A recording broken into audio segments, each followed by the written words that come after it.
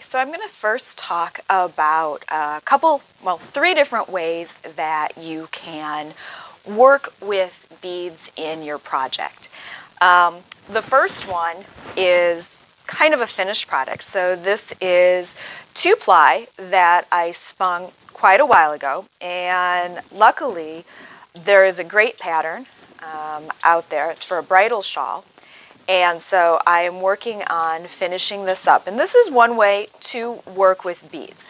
So you string all of the beads onto your skein of yarn, and then as you need them, you just slide them up to whatever it is that you're working on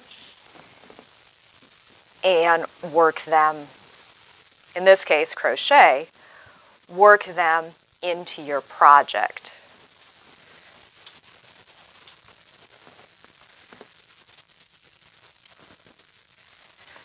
And then move on to the next one. And what you end up with then is very specific placement. So all of my beads are in rows working down my shawl.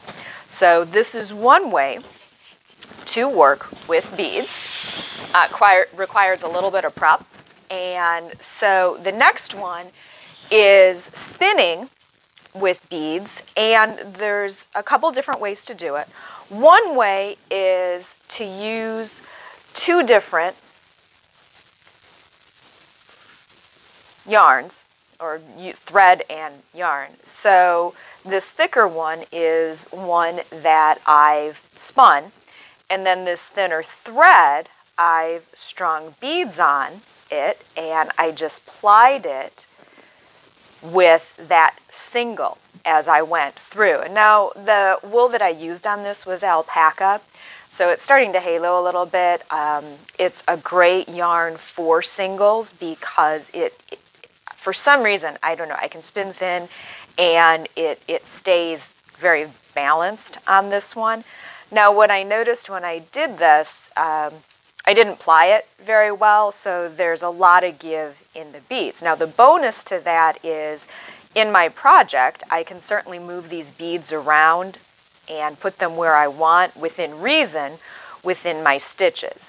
The downside to plying this way is that I have to do a lot of prep work, and I have to try and gauge how many beads I'm going to need and how much yarn I'm going to need before I actually start plying or spinning. It's not impossible, but it requires math, and I'm an English teacher, so math is not my friend. So I had fun doing this, but I would have to say it's probably my least favorite way to ply with beads. So I'm just going to stick that back down there. Now this one is what I'm going to be demonstrating today, and this is what I did for last year's Tour de Fleece.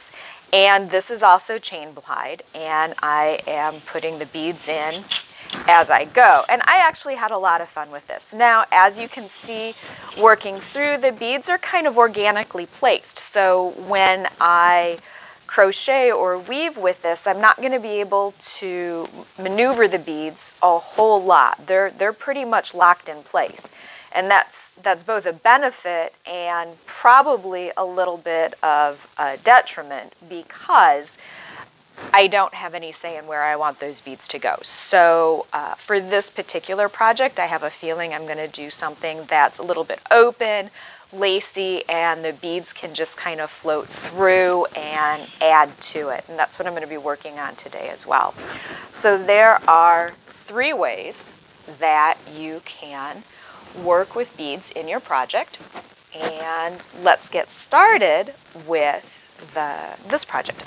One more thing before I switch. I'm going to talk just a little bit about bead needles. There are lots and lots of bead needles. My favorite is the one that has the giant eye because I can just slip in and then slip the beads on. Now, I realized when I ordered these, I thought I was ordering bigger beads, and I'm not. These are really, really tiny seed beads. So I might run into some serious problems as I get in and start trying to ply with these. But they do fit over the needle pretty well, and there's a little bit of room in there, so I think I'm going to be okay.